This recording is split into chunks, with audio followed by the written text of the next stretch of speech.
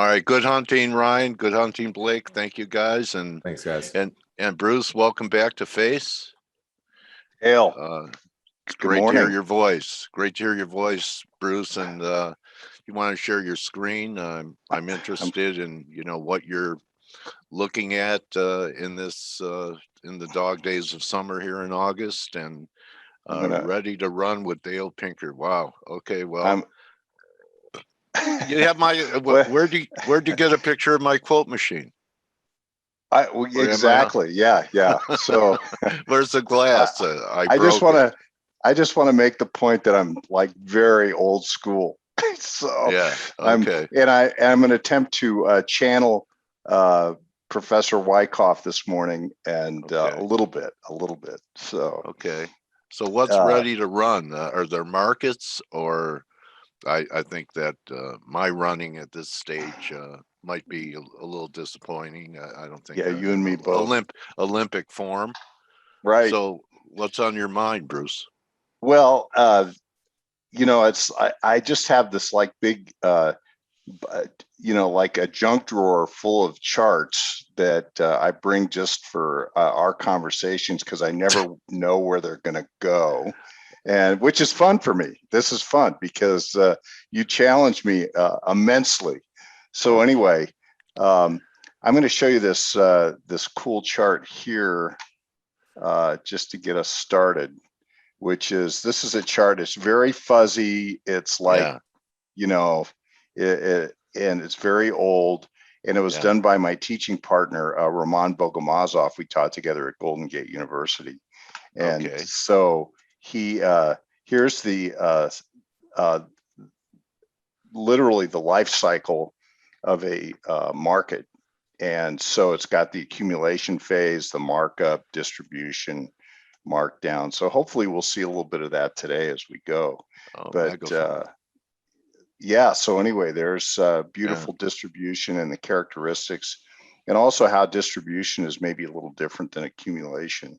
But I thought just to start that we would start with stocks. And here is now I think this quote is pretty close to up to date, but this is the NASDAQ 100 E-mini futures. Right. And you can see here that this is the COVID low accumulation structure back in early 2020. And this count took us up to 15,400, 16,100. We always do a range in horizontal point and figure counting, which is what we have done here. We took from the count line and from the low, and this is an objective that we got, which is so amazing because we like to joke, because I've done a million point and figure horizontal counts. And then when I got done doing a million, I did a million more. And so we always like to joke that it's like, isn't it amazing this stuff works? And I'm going to show you in a minute why I think that this is the way to go. If I know that you have a number of currency traders, and I think that this is the only way to go for trading crypto and currencies and things like that.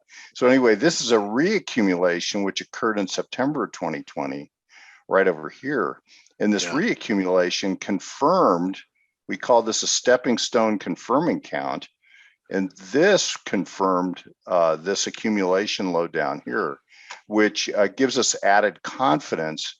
And you can see here that from the count line of around 72, 7,300, we've had a really great upward run. And now we are getting close to fulfilling minimum objectives. We haven't done it yet. I think that there could be higher to go. And then of course, the other thing that we do is we zoom in to smaller time periods and look for evidence of continuation or conclusion of the advance. So to complete it is up around 15.4 or so, based upon the reaccumulation. 15.8. You had a couple of numbers there. Yeah. So here, 15.4 to 16.1 is the accumulation count. 15.8 to 16.7. So, keeping in mind the incredible amount of liquidity that's in the system, that's been pumped into the system, it just, this has been really an epic run. And I would think that just as a result of that, that we could have a continuation of the advance Okay. well into the higher objectives. Why And do then you we have could build new objectives. 15,000? Why do you have 15,044 up there? Oh, that is just because that was a recent quote Okay. of where Recent we've high. been. Yeah, that's where Okay. we've been to here recently. Okay. And so I just wanted to give people a sense of, where we are in relation to the objectives that we have. Okay. So, And if we don't achieve those objectives, what would negate the count? Back on, well, you'd have to go all the way back down under 10.8 or something like that to negate it. So going back to my handy trusty schematic distribution is what we would be looking for. So for instance, here is, on a small scale, the accumulation, we just looked back in early 2020. And then, so we would look for reaccumulation counts that confirm up to these levels. And then here we see one here. And if we start to get climactic behavior, so the key is that you always stop, the market can do whatever it wants, but typically you stop an important advance with a buying climax in an automatic reaction. And this gives us at the top of the buying climax, this is probably the most important thing I'm going to say today, is that you draw resistance at the buying climax, you draw support at the automatic reaction low, which is a short, sharp reaction that is large and sudden and unexpected, and then you get a range bound condition. And so I think my answer would be, if we can't get up to those objectives, that we would see something akin to this, where we would have distribution forming and we would start to build a cause for lower prices. Okay. Yeah. And so that goes back to your and my heritage, which is this guy here, is that it's push comes to shove, we're always tape readers. And the way Mr. Wyckoff always focused on tape reading, where, Jesse Livermore would stand there and read the tape, and you can see it coming off right here. Here's the little tape, coming off.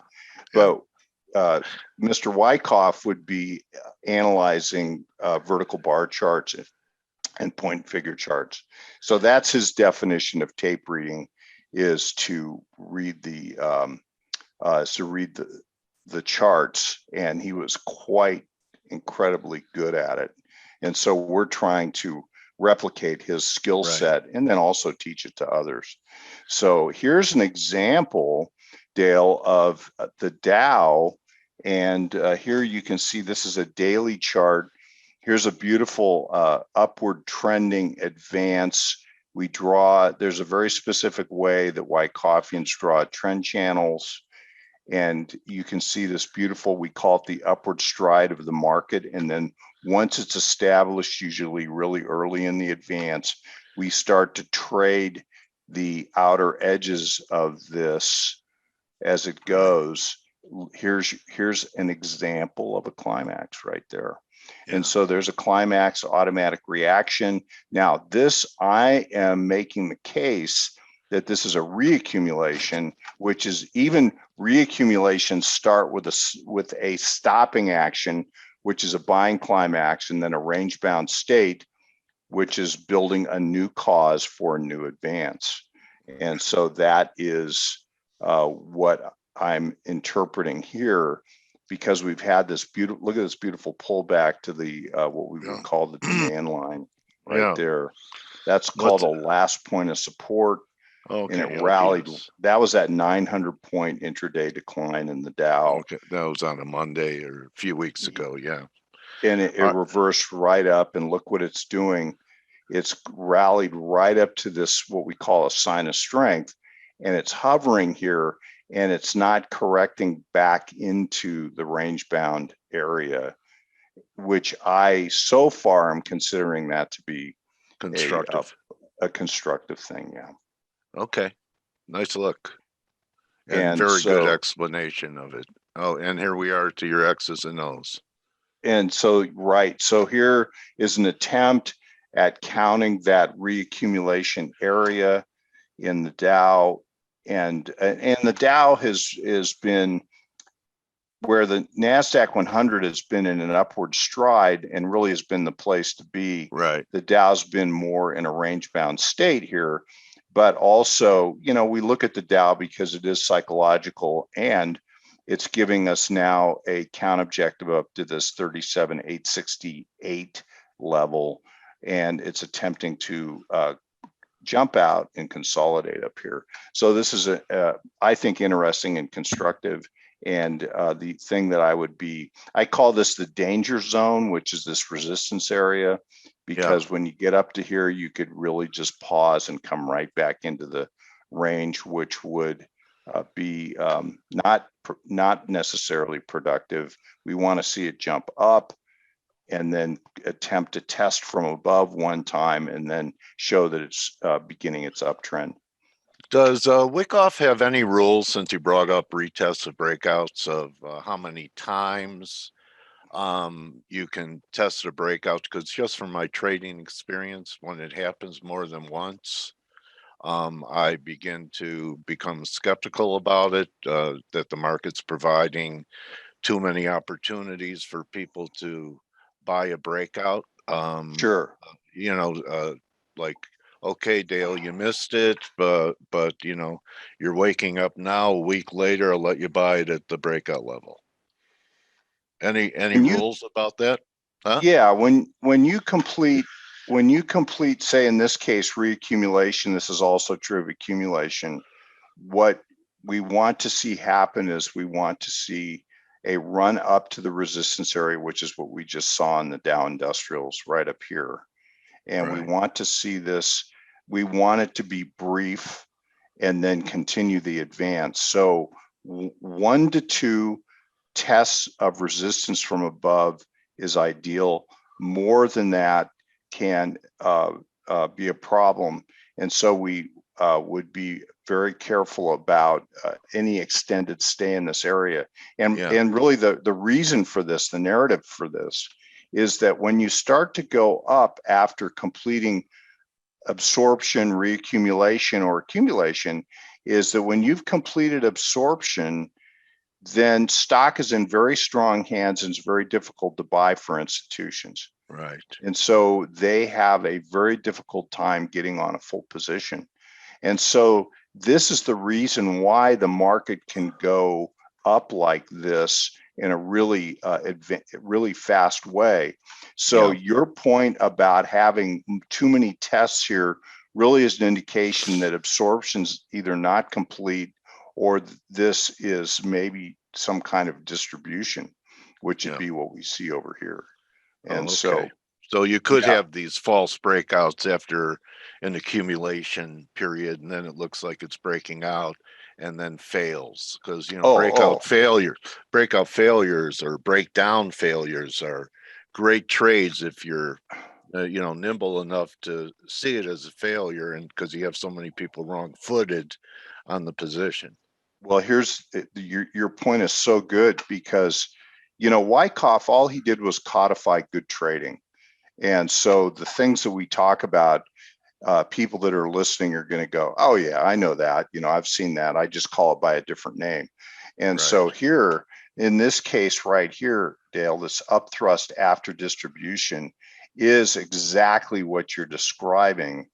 And it's a jump up and out of the resistance area, and you know what it's designed to do. And so all of this has come after distribution is nearly complete, which is the opposite of absorption. The very large informed interests which bought stock or commodities or whatever they're trading at much lower prices have decided that this is the place that they're going to start to release their very large holdings. And so they very carefully are selling stock across this whole area. This last jump up and out is called an upthrust after distribution, which I think just basically describes what you're saying, because what happens is that they attempt to run the instrument, the stock, whatever, to new highs, which they do, and then immediately it has a test and then fails back into the structure, this is a very dangerous place because this is where distribution, so this is upthrust after distribution, which means that the stock or the instrument is now pretty much all in weak hands. And there's only one way for an instrument to go down when it's in weak hands. Okay, so let me ask you a question. You've shown patterns of reaccumulation after an uptrend. The market moves sideways, and you've labeled that reaccumulation. This looks almost exactly like those patterns, only this time it's called a distribution pattern. Don't they look similar until you get that failure? Well, and that's exactly why I put these together, is because this is exactly. I mean, how do you know the difference? And I asked that question even with the Russell recently. Is this distribution or is it accumulation? And I guess because we've had false breakouts, false breakdowns, but mainly sideways since March with everything else making new highs. What do you think it is as a Wacoffian? Well, there is a very specific thing to look for, and it can be confusing, but there are clues about the difference. First of all, note that both of these areas start the same way, and that's with a sharp run up into a buying climax, automatic reaction, range bound condition. Now, the difference here is that there's different motives in the large, and the only ones we care about are the large operators, because they're the ones we want to follow what they're doing. We want to follow in their footsteps. And so here we see. How about the smooth operators? Was a very good song. Yes, it was. Smooth operator. Yeah. And I think of you that way. Yeah. So touche. All right. So actually these schematics kind of illustrate your point, because notice here what happens after there's an attempt to test resistance right here in the middle of the structure is that it comes back down again, which really discourages traders. Traders go away. They don't stick around for these reaccumulations because they get supremely frustrated. But here you can see the opposite happening, which is instead of, and this is becomes a dull, long, extended decline, narrow ranges, diminishing volume on the way down, which shows evidence of absorption. The stock is becoming harder and harder to buy. So over here, you have sort of the opposite thing occurring, which here you can see it's attempting to run up into resistance. And these tend to be rallies of poor quality. And so they rally into resistance. They have poor rally characteristics, and then they get up to the resistance area. And in this case, it doesn't even get back up to the prior highs over here. And then we'll start to turn back down. And notice that when distribution is largely complete, that the decline that follows is one that has ease of movement, generally has an expanding volume, large ranges, moves easily downward. And in the case of reaccumulation, you have just the opposite. You have very big jumps, good volume, expansion up into resistance and above is really easy. And so this is another point about testing from above, is that if you have a stock that's really in strong hands, it won't even pause here. It won't even pause. It'll just jump out, and it might spend a couple days just hovering, and then it's off it goes. And this is where a Wyckoffean needs to really understand context, because when you get into either this, what we call a phase C, phase D part of reaccumulation or accumulation, the market's moving easily and effortlessly upward. And all these people that have been shorting resistance for months and months and months, all of a sudden are trapped in their shorts, and they Right. become a big part of what creates the demand to drive higher prices. Yes, they're part of the squeeze. So, Yes. okay, what can you just give me what the point and figure target was on the Dow again, Bruce? Just for my taglines. You had, I think it was 15.8 to, Oh, that was the, yeah, that was the NASDAQ. Here's the Dow oh, in this little, 37. Okay, that little reaccumulation. yeah, I just did a blog at stockcharts.com. It's called Wyckoff Power Charting. You can go there. Anybody can go there and look at these point and figure charts and that vertical chart I did of the Dow. And then this is okay. the one I think that you're talking about. Oh, This that's a is NASDAQ. NASDAQ Yeah, I have that. 100 Right. E-mini Okay. futures. Okay, I've got it now. All right, Okay. appreciate it. Oh, of course. Anything else you want to cover with us today? We're getting comments. Barry said, excellent dissection of the moments in the market. So you give real good color and descriptive about market movements. Nice job, Bruce. Okay, so Dale, I know that I've got to be on my A game when I come on with you guys. you're always on your A game, Bruce. All So right. here, this is kind of an interesting chart. I could go on and on. I've got hours of stuffs here, and I know that you're going to pull the curtain here in a minute. The hook. The hook, yeah. So this is interesting. This goes back to February, and this is the IBD 50 fund. And I like to look at this. I like to look at some of these ETFs as proxies. And so I look at this.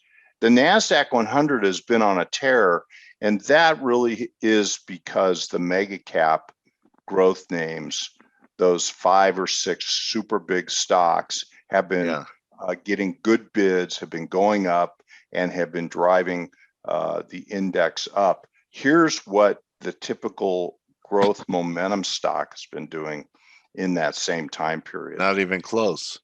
Not even close. And look at how, so the question that I would be asking is this possibly distribution? It looks like a descending triangle, possibly. Yes. Which is a reversal formation. There, and so here's your climax right here. Okay. And then here's your automatic reaction. And then you have a range bound condition. We call this preliminary supply. This is often a really good warning because you get kind of a mini climax and a sharp reaction, which is bigger than what preceded it on the way up. And so this is a warning that there are large sellers that are willing to start to sell at a price. So we're getting into the range, but it's early.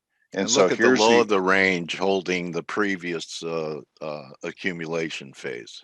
That's really interesting. You know, the low of this recent, the area we're talking about now, the pullback was to what was happening in September, October, November of last year. Right. Yes. Very good point. And so this is I do think that we're in a place here. I call this a last point of support, F.A.C.E, which is the final testing phase before you get a markup. I'm wondering if we couldn't get these momentum stocks to rally up to this prior high, and maybe through it, we'll see whether there might be either the beginning of a more important uptrend, or this is in fact an upthrust after distribution. But so far, this has not been impressive. And actually the Dow looks better than this. So okay, that was really a nice look. So the message is this would be your relative weakness, and what if we can't even break out from here? Right, exactly. So this is just interesting because I know, are we out of time?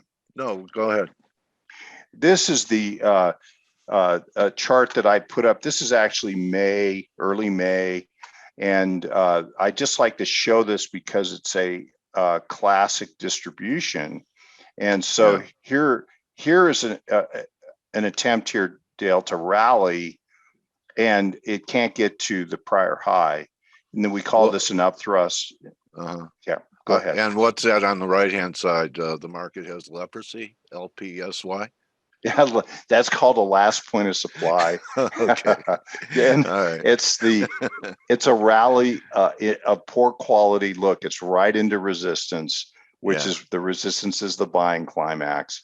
Very Right. important level. And the buying climax is always important because this is the point defined by the large interest that says this is the price at which they're willing to start selling. And Right. so the last point of supply goes right up to that level. And then look what happens. Look at how Yeah. poor the quality of the rally is. Well, Yeah. we know what happened subsequently to Bitcoin there, but I Right. wanted to just show everybody that distribution schematic. Now, we don't do pattern recognition per se because every one of these is different in its own special way, but it's remarkable to me how well Bitcoin works in a Wyckofffian sense. So there's a really great principles at work of Wyckoff in the way, and you can do intraday point and figure on Bitcoin and so on. And then here you can see this is daily data, 3-box reversal. So this is a really big count structure with 1,000-point scaling here. Wow. And so Yeah. look at this, how this, here's a reaccumulation, Dale, right here. And Yeah. look where it counts to. And I think we went to 65,000 Yeah. and 64 maybe. And so look at how we went right into the count range. And then this is where the upthrust happened right here, and downward we go. Look at how easily we move down back into the structure. That's the Yeah. kind of evidence that we look for, that distribution is in place. And so then the rally, which goes to the buying climax here, and it's a rally of poor quality, and look what it does. It just sets up the whole distribution. And it went to And your downside target that you had off the point and figure. Yeah. right there. Yeah. Yeah.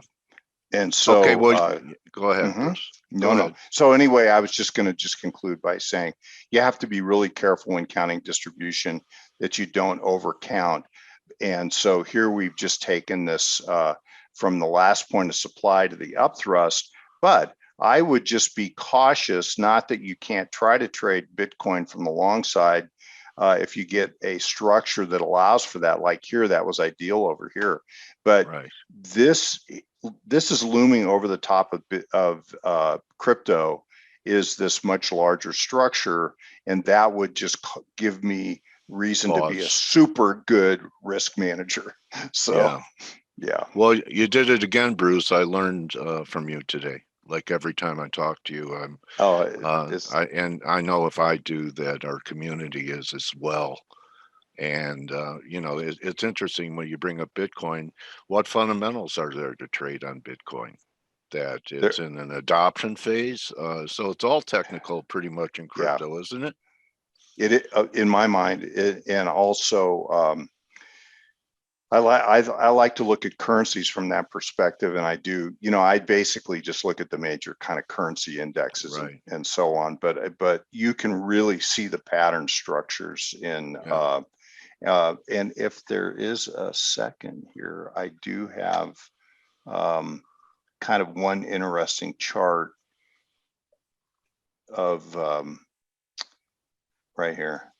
And so this is just now. I know that you all are really sophisticated currency traders, but I just want to show you this. This is 30-minute data, point and figure chart. I look at a lot of intraday. So here's a 30-minute chart, 3-box reversal, and it did a beautiful job of getting right into the area of the climax, stop the upward trend. Now we have this count that comes back down to a higher low. And this is just UUP, which is my proxy. But look at how beautiful this is a 2-hour chart, how beautiful that accumulation structure is in a 2-hour basis, and how beautiful this distribution structure is potentially on the same chart. So you get we have a battle brewing mid-range here, won't we? Yeah. And then here's this beautiful beautiful count. And now it appears there could be another one at work. And so this is just cool stuff. And so anyway, I leave you with that. I love here. that you love what you do. It comes across, Bruce. So I know that every once in a while I'd like to check up on, what you're doing and what you're sharing. So how would viewers that are listening to us live or see the video later get more of Bruce Fraser in Well, their trading life? there's two primary ways. They go to stockcharts.com to articles. Wyckoff Power Charting is a blog that I write periodically, and it's free. It's not behind a paywall. And then I'm on Stock Charts TV, and I do a program called Power Charting, where I cover a lot of these different themes every week. The show airs Friday, 3 p.m. Eastern, and then it has replays, and then they put it up on YouTube. That's also not behind a paywall. And so those are two really good ways to participate in the Wyckoff materials. Well, the financial trading community, investing community is fortunate to have a guy like you sharing Wyckoff's principles and explaining it in a clear and concise way for people to get it, Bruce. Well, Dale, I you're too kind. I respect your work and want to thank you, my trading warrior brother, for coming in and edifying the F.A.C.E community. I always love to be with you and your viewers. Thank you so much, Bruce. Take All care, right, everybody. Okay, so that's a wrap, everyone. Turn around Tuesday. Good hunting. The rest of the day, remember, don't just count your distribution and accumulation patterns. Recognize your blessings and count them, and not just your pips. And we'll see everyone tomorrow. Adios. You're very welcome. Everyone's thanking you, Bruce. So great show, and we'll see everyone tomorrow. Adios. Thanks again, Bruce. Thank you.